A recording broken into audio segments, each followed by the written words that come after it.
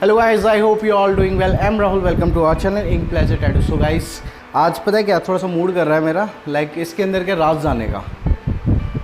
इसमें आपको ये बताऊंगा ये मशीन चलती कैसे है, इसका मैकेनिज़्म कैसे वर्क करता है।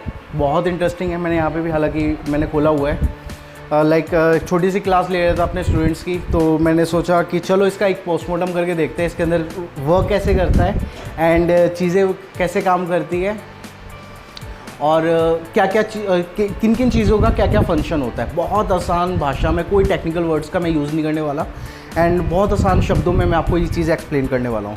सो फर्स्ट ऑफ ऑल हमारे पास ये आती है कॉइल मशीन। एक ये पूरी कॉइल मशीन है और ये इसको कहते हैं हम ग्रिप। तो इस ग्रिप को मैं साइड में रखता हूँ एंड मैं आपको एक एक चीज़ खोल कर यहाँ पर दिखाता जाऊँगा और रखता जाऊँगा। तो फर्स्ट हमारे पास आता है ये कॉन्टैक्ट स्क्रू। तो मैं इस कॉन्टैक्ट स्क्रू को खोलकर आराम से यहाँ पे रख देता हूँ। हम एक एक चीज़ यहाँ पे खोल के रखने वाले हैं, like proper postmortem and disclaimer ये देना चाहता हूँ, don't try this at home. अपनी मशीन मत ख़राब करना। एंड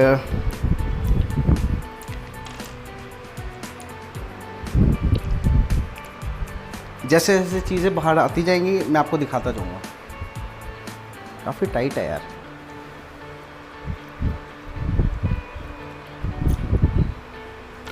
तो यस, एक स्क्रू,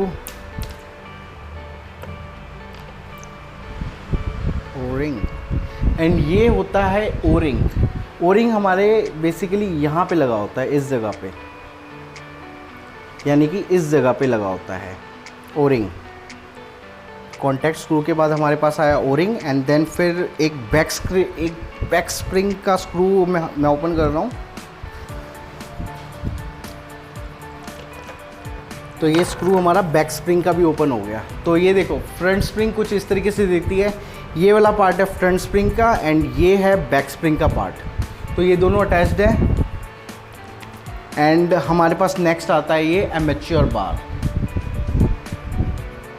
ये कुछ इस तरीके से दिखता है एंड यूजुअली जब हम मशीन की मेंटेनेंस करते हैं ना, तो इस जगह पे हमें कार्बन जमा हुआ मिल जाता है, तो इन कॉइल्स पे। सो अब हम देखते हैं इसको कॉइल्स को ओपन करके किस तरीके से ये दिख रहा है।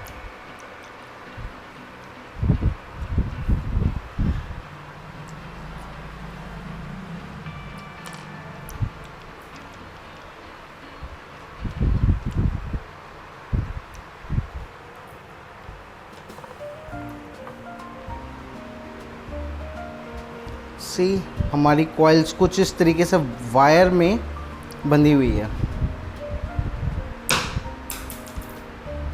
कुछ इस तरीके से वायर में बंधी हुई है, तो आप देख सकते हो एंड काफ़ी हैवी कॉइल्स हैं। तो अब मैं काम करता हूँ, इस मशीन को सेटअप कर देता हूँ एंड वापस मैं इसको असेंबल कर देता हूँ।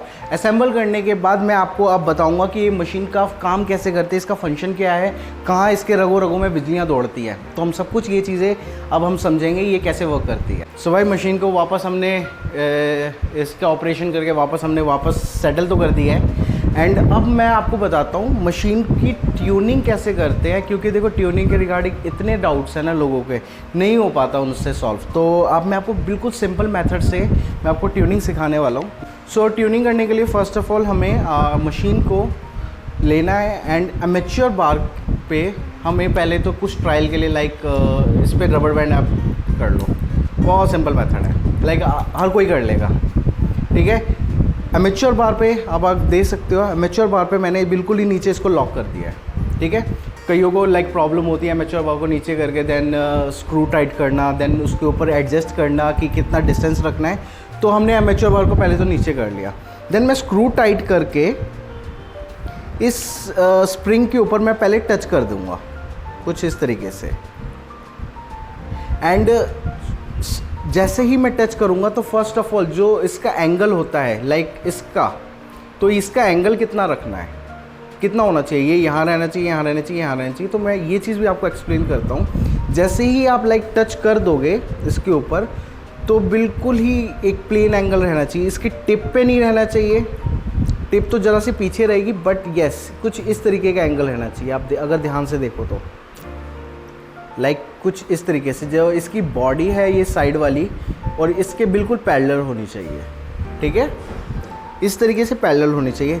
देन फिर एक शेडर मशीन है। ये शेडर मशीन के लिए मैंने आपको बताया था 5 रुपये कॉइन का डिस्टेंस।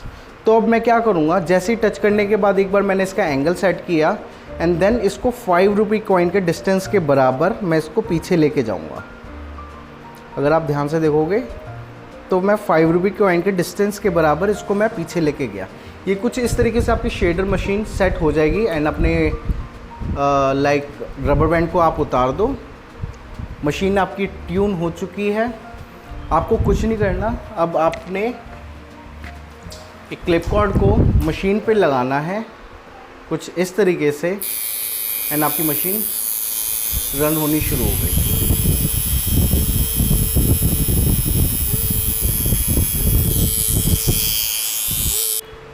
अब भाई अब इसका मशीन ट्यून तो हो गया। अब मोटिव ऑफ दिस क्लास मेरे को ये बताना था कि ये मशीन काम कैसे करती है, इसका लाइक फंक्शन क्या है इसको काम करने का। तो अगर मैं आपको ध्यान से समझाऊं, जब हमने ट्यूनिंग की तो ये डिस्टेंस हमने 5 रुपये कॉइन का दिया जब एमेच्योर बार नीचे था, एम आई राइट। एंड जैसे ही ये ऊपर हुआ तो इसने फ्रंट स्प्रिंग के साथ अपना एक रिलेशन बना लिया, एक लाइक कनेक्शन हो गया, ठीक है। यानी यहाँ पे बिजली का कनेक्शन आ चुका है क्योंकि ये दोनों लोहे का है। अब लोहे जब टकराएंगे तो वहाँ पे बिजली दौड़ेगी। तो आप ये चीज़ समझो ऐसे इस तरीके से, ठीक है। अब यहाँ पे इस जगह पे यहाँ पे एक वायर से कनेक्शन है एंड नीचे कॉइल का जो देख रहे हो ना, दोनों कॉइल एक वायर से कनेक्टेड है। जैसे मैंने आपको दिखाया था लाइक इसका पोस्टमार्टम करके, तो दिखाया था दोनों कॉइल एक वायर से कनेक्टेड थे कुछ इस तरीके से। ये वायर का जो कनेक्शन है ये नीचे वाली इस कॉर्ड पे है जहाँ पे क्लिप कॉर्ड का दूसरा हिस्सा जाएगा। अब यहाँ पे एक पहला हिस्सा यहाँ जाएगा इस तरीके से। अगर हम नीचे देखें एंड एक हिस्सा ऊपर जाता है। जैसे इसको लगाऊंगा तो मशीन चालू हो जाएगी। तो ये चालू कैसे होती है, जब यहाँ पे बिजली दौड़ेगी, ये यहाँ पे सर्किट कनेक्ट हो रहा है, यहाँ पे कनेक्शन हो रही है, नीचे कॉइल का कनेक्शन हो रहा है। जब एक सर्किट कंप्लीट होता है तो बल्ब जलता है। तो ये हमें सबको पढ़ाया गया है बचपन में। अब जब यहाँ पे सर्किट कनेक्ट हो रहा है ना, तो ये कॉइल मशीन है। कॉइल का बेसिकली काम ये होता है, वो एक मैग्नेटिक फील्ड को जनरेट करता है, यानी कि एक चुंबकीय शक्ति को उत्पन्न करता है, ठीक है। तो जब इसमें चुंबकीय शक्ति उत्पन्न हो जाएगी, अगर आप कॉइल के नीचे दो कैप्स को अगर आप देखो यहाँ पे, तो सारी मैग्नेटिक एनर्जी इस कैप्स पे चली जाएगी। अगर आप यहाँ पे देखोगे ध्यान से, जैसे ही यहाँ पे मैग्नेटिक एनर्जी इसके ऊपर ट्रांसफ़र हुई तो यहाँ पे ये एमेच्योर बार क्या करेगा, चुंबक बन चुका है तो ये नीचे जाके चिपक जाएगा, ठीक है। अब ये चिपक गया तो क्या हो रहा है यहाँ पे, वो जो 5 रुपये का कॉइन का डिस्टेंस आ गया ना वापस हमारे पास। तो यानी कि यहाँ पे सर्किट टूट गया, यानी बिजली का कनेक्शन टूट चुका है, बल्ब बंद हो चुका है। अब बल्ब को वापस जलना है। अब जब ये कनेक्शन टूटा है और चुंबक यहाँ पे तो रेडी था जब ये इसके ऊपर कनेक्टेड था, अब जैसे ही चुंबक बना तो नीचे आया तो बिजली का कनेक्शन कट हो गया। और जब बिजली का कनेक्शन कट हो जाएगा तो ये वापस अपनी रेस्ट पोजीशन पे चला जाएगा। जैसे ही अपनी रेस्ट पोजीशन पे जा रहा है, वापस यहाँ पे एक चुंबक बन रहा है, तो ये वापस नीचे चिपक जाएगा। ये कुछ इस तरीके से मैकेनिज़्म इसका वर्क करता है। अगर मैं बहुत डिटेल में आपको लाइक समझाया है, अगर हम इसको रिवाइज के रूप में देखें तो मैंने क्या बताया, यहाँ पे जैसे ही हमने कनेक्शन दिया, नीचे वाली तार कॉइल से कनेक्टेड है एंड ऊपर वाली फ्रंट स्प्रिंग से कनेक्टेड है यहाँ पे, और इसको मैंने कॉन्टैक्ट स्क्रू से इसको कनेक्ट किया हुआ है। अगर कॉन्टैक्ट स्क्रू के पास अगर आप देखोगे ना वायर, तो पहला हिस्सा यहाँ पे है, लाइक अगर आप देखोगे ध्यान से तो पहला वायर का कनेक्शन जो कॉइल का दूसरे एंड का कनेक्शन है, तो इस फ्रंट स्प्रिंग के पास है एक कंट्रोल, और सेकंड कंट्रोल हमारे कॉइल के पास है। यानी कॉइल का एक सिरा यहाँ पे है, दूसरा सिरा कॉन्टैक्ट स्क्रू के पास है, ठीक है। कॉन्टैक्ट स्क्रू ने इसको एनर्जी दी एंड यहाँ पे कॉइल में भी वो सर्किट पूरा कंप्लीट हुआ। सर्किट कंप्लीट होने के बाद यहाँ पे मैग्नेटिक फील्ड जनरेट हुआ। मैग्नेटिक फील्ड जैसे ही जनरेट हुआ, एमेच्योर बार को नीचे आना पड़ा। जैसे ही वो नीचे आया तो यहाँ पे एक सारा कनेक्शन टूट गया, यानी इस तार का कनेक्शन टूट चुका है। इस तार का कनेक्शन टूट चुका है। जैसे ही कनेक्शन टूटेगा ये वापस अपनी रेस्ट पोजीशन पे जाएगा।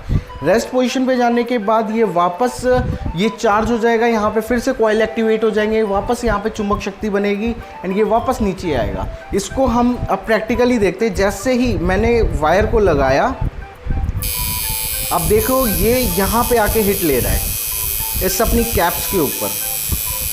तो मशीन का मैकेनिज़्म कुछ इस तरीके से वर्क करता है। अब जैसे ही इसका वोल्ट इंक्रीज़ होगा तो इसके अंदर पावर भी उसी हिसाब से जाएगी एंड पावर उसी हिसाब से जाएगी तो इसका मैग्नेटिक फील्ड भी उसी हिसाब से अपने आप को स्ट्रॉन्ग करेगा। मैग्नेटिक फील्ड स्ट्रॉन्ग करेगा तो वो जल्दी नीचे लाएगा एंड जल्दी रिलीज़ करेगा। तो इस तरीके से इसके साइकिल्स वर्क करते हैं। So the next topic is अब डिफरेंस क्या होता है एक शेडर मशीन में एंड एक लाइनर मशीन में। क्या शेडर मशीन लाइनिंग कर सकता है एंड क्या लाइनर मशीन एक शेडिंग कर सकता है। तो ये बेसिकली सबका डाउट होता है कि लाइक किट में हमें 2 मशीन ही चाहिए, एक ही मशीन दे दो एंड उसी से हम अपना टैटू कर लेंगे। तो भाई ऐसा पॉसिबल है कि नहीं, ये हम एक छोटे से एग्जांपल से समझेंगे।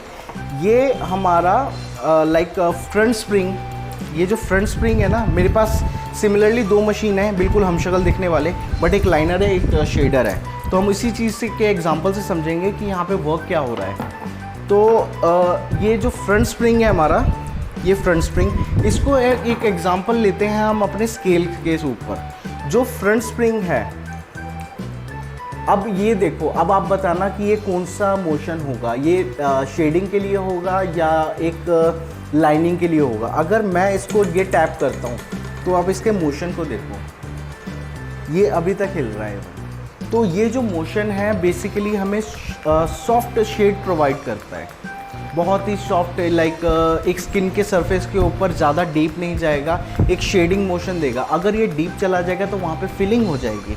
तो ये कुछ इस तरीके से अगर स्किन के ऊपर जाएगा तो एक सॉफ्टली, आपको चोट भी नहीं देगा और ये सॉफ्टली स्किन के ऊपर काम करेगा। तो ये हो गया शेडिंग का मोशन। अब लाइनिंग में क्या होता है, ये जो फ्रंट स्प्रिंग है ये थोड़ा सा आपको छोटा देखने को मिलेगा। अब अगर ये छोटा हो जाएगा तो अगर हम ये मारेंगे तो ये कुछ इस तरीके से हार्ड लाइंस प्रोड्यूस करेगा। स्किन के ऊपर थोड़ा सा हार्ड ये नेचर रहेगा इसका, अगर आप ध्यान से देखो तो।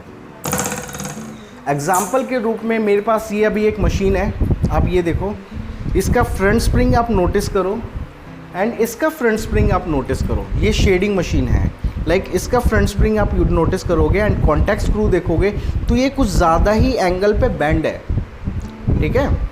एंड ये जो है इसका एंगल आप देखो बिल्कुल ऑलमोस्ट 90 डिग्री से थोड़ा सा पीछे है, अगर आप ध्यान से देखो तो। अगर मैं साइड बाय साइड कंपैरिजन करवाऊँ तो आप कुछ इस तरीके से देख सकते हो, है फ़र्क। तो ये इसी तरीके से एक एग्जाम्पल है शेडिंग मशीन का एंड लाइनिंग मशीन का। वंस अगेन, शेडिंग के लिए सॉफ्ट हिट प्रोड्यूस करेगा, आपको यहाँ पे हाथ रखोगे चोट नहीं लगने वाला। यहाँ पे कुछ पर्टिकुलर टाइम के लिए आपको चोट फील होगा क्योंकि ये लाइनिंग बहुत हार्ड प्रोड्यूस करेगी। सो होपफुली आपको इसका लाइक डिफरेंशिएट बिटवीन आपको समझ में आया होगा क्या फ़र्क होता है इन दोनों के बीच में। और हालांकि कोई फ़र्क नहीं होता, दोनों की कॉइल सेम होती है, मशीन का स्ट्रक्चर सेम होता है, सिर्फ जो खेल होता है वो होता है फ्रंट स्प्रिंग का एंड यस एक अमेच्योर बार का। अमेच्योर बार भी अगर आप नोटिस करोगे तो थोड़े से इनके साइजेस में छोटा और बड़ा होगा। अगर आप इसका देखोगे तो ये थोड़ा सा आपको बड़ा दिखेगा एंड इसका देखोगे तो ये थोड़ा सा आपको छोटा दिखाई देगा। तो यस थोड़ा सा इन चीज़ों का थोड़ा सा फ़र्क होता है और कोई फ़र्क नहीं होता इनके बीच में। सो गाइज़, होपफुली आपको आज की क्लास बहुत अच्छी लगी होगी एंड ये जो क्लास थी स्पेशली आज गुल की क्लास थी, ये काफ़ी दिनों के बाद यहाँ पे आई है। सो जैसे कि मैंने बताया था कि नेक्स्ट गुल की क्या ट्रेनिंग होने वाली, तो यही थी हमारी क्लास। तो मैंने सोचा कि आज इसके वीडियो भी बना लेता हूँ एंड इसको मैं जो सिखाने वाला तो इसके थ्रू सीख भी लेगी। सो आज की वीडियो के लिए बस इतना ही। So this was Rahul Gupta signing off, see in the next video. And अगर आपने चैनल को सब्सक्राइब नहीं किया तो गाइस प्लीज़ कर लेना, इसी तरह की वीडियो आपको मिलती रहेगी। एंड अगर आपने इंस्टाग्राम और फेसबुक को भी नहीं किया तो please links are in description, आप जाके वहाँ पे मेरे को फॉलो कर सकते हो। सो बाय बाय।